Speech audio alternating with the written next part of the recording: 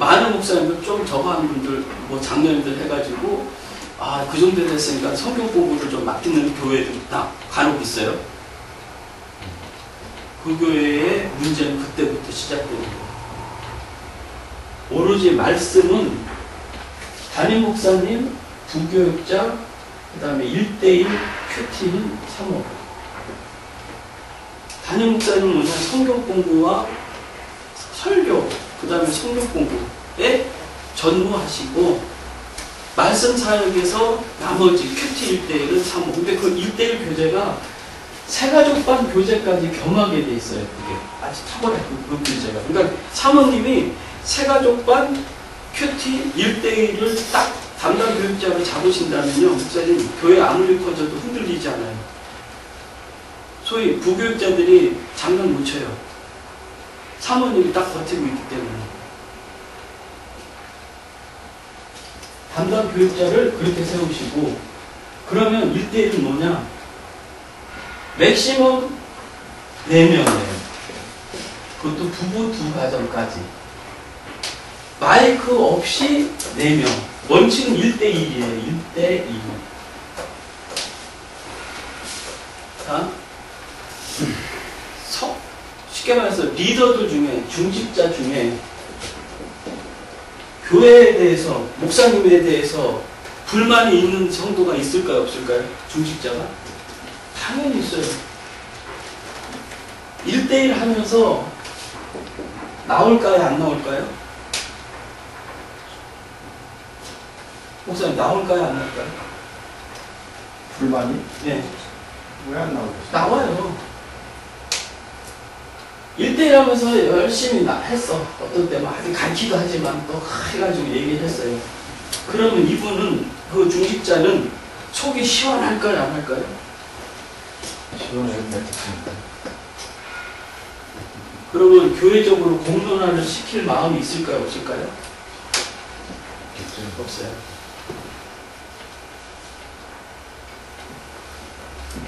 이해되시죠? 이건 고차원적인 목회의 전략이에요.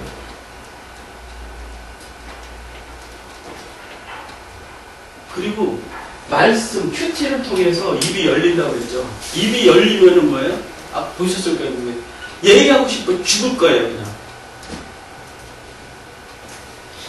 입이 열리면 감당 못해요.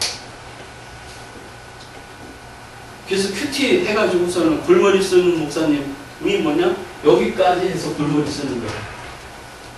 이제는 묵상한 거 가지고 담임 목사까지 주물리려고 그래요. 소리가 너무 좋다. 그럼 어떻게 해요?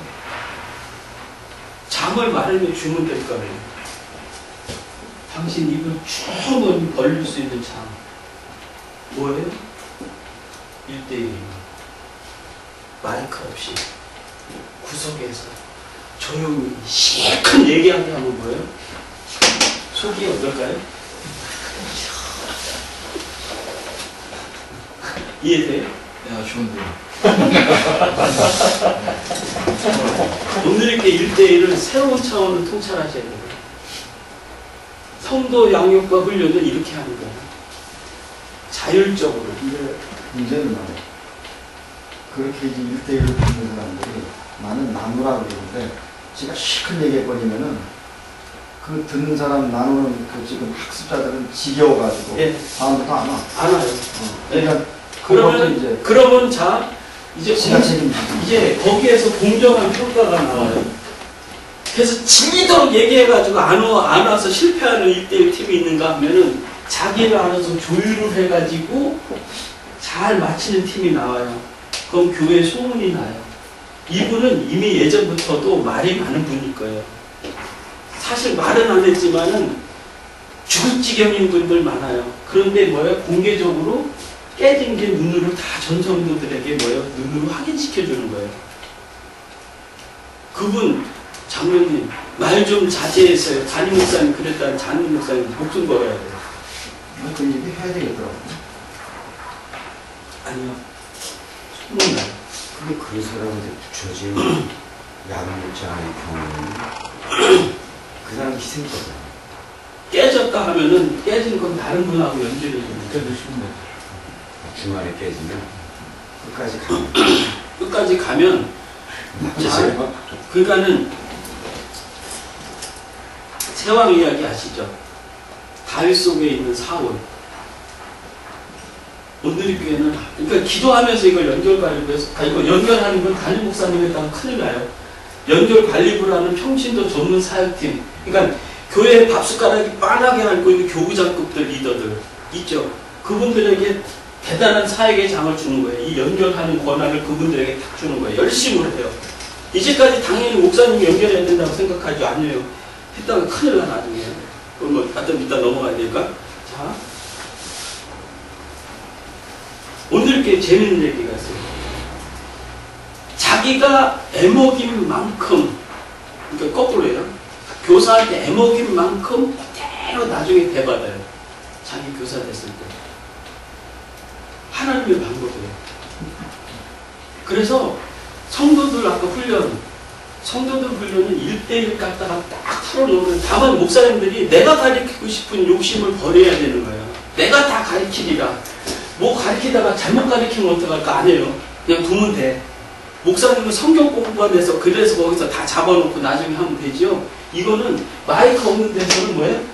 잘못해도 나중에 뭐 교사가 될 때 다시 배워야 되니까 이분이 학교자 다시 배워야 되니까 그때 다 걸러져요. 중요한 건 뭐냐? 성도 개개인 성향으로 보는 거예요. 성향. 큐티 통해서 입 벌려서 정말 어디 가서 말할 거리만 찾고 성도 잡자마자 계속 묵상한 거 괴롭혀 나중에는요. 이해되죠? 말씀 묵상에 눈이 딱 열린 성도들은 그거 얘기하고 싶어서 나중에는 적당히 은혜로 가면 좋은데 나중에는 괴롭혀.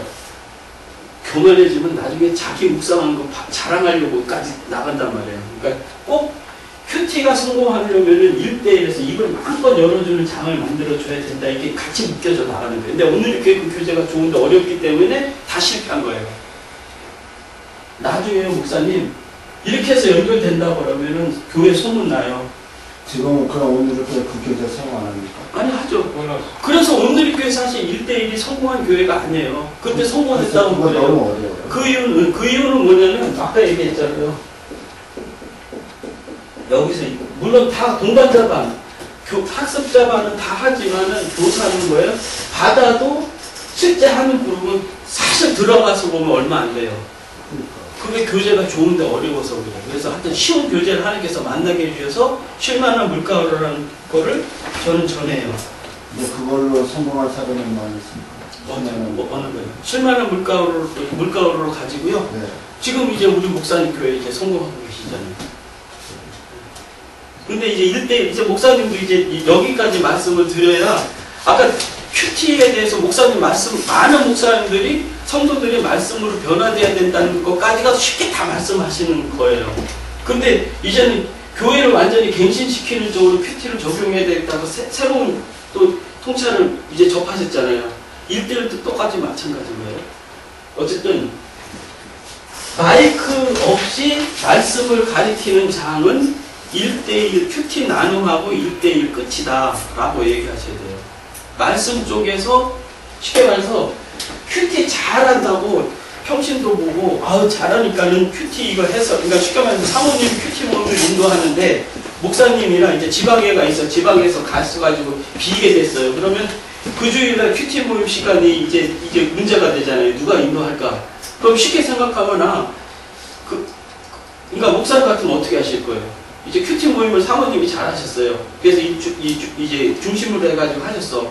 그래서 담임 목사님이랑 지방회가 있어가지고 거기 어느 교회 가려고 이제 자리 교회를 사모님이랑 같이 비워야 되겠어요. 그러면 그 반을 어떻게 해야 돼요? 자습. 휴방시켜요. 자습이 아니고 아예 만나는 장조차도 없애버려야 돼요. 이해돼요? 자습시키면 꼭 나서는 성도 있어요. 그러니까 이제 목회는 냉정해야 돼. 네? 냉정해야 돼. 그 부분에 대해서. 왜? 나중에 했다고 큰일 나죠. 그 다음에 중요한 거는 1대1을 동반자 하면 무조건 등록하면 무조건 하게 돼 있어요. 등록하는 분들. 그러면 자 목사님 성도가 성경에 대해서 잘 알게 하는 방법이 뭐라고 생각해요? 목사님 가르치면 된다고 생각해요. 쉽게 잘 알 수 있도록 하는 방법, 쉬운 방법. 가르쳐야지. 누가요? 본인이 가르치면 더 잘해요. 목사님한테 배운 걸 가르치게 시키면은 그거 확실하게 꿰뚫어요. 이해되시죠? 그게 1대1이에요. 확실하게 숙지시키는 방법, 교사 세우는 거예요. 그게 방법이에요. 그러면은 같은 교재를 가지고 계속 한 번 이 성도 가르치고 마치면 다음에 또 연결되면 다른 가르쳐주면 한 번, 두 번, 세 번 가르치면은 이거에 대해서 어떻게 될까요? 가르치는 역량이 점점 커져요. 처음 가르칠 때도 이거 12가인데 8가.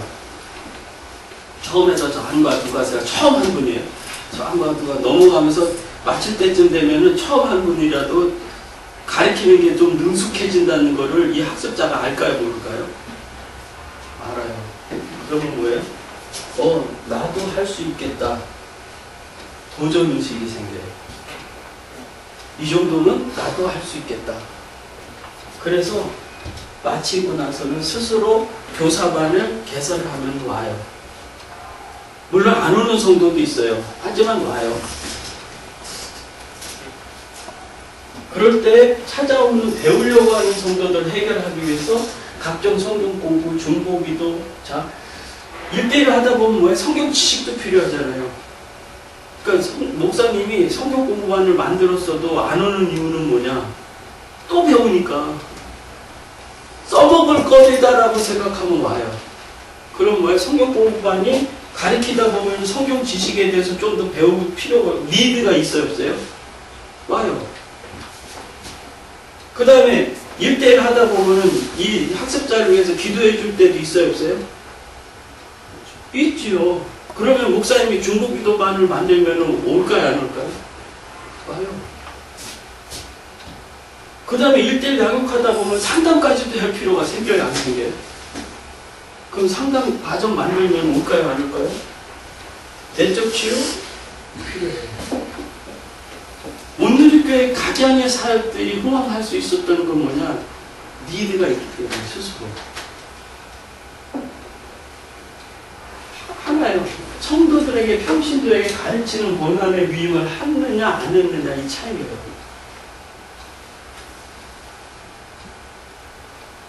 이해되시죠? 그럼 목사님들 목회 여기서 잠시 한번 되돌아보시라고요. 이런 통찰을 내가 과연 한 적이 있었던 거 없었던 거. 오로지 내가 가르쳐가지고 정말 내 양은 내가 먹이리라 해가지고 목사님들이 그동안 갈고 닦은 거를 그냥 주입하려고만 했었던 것이 사실이에요.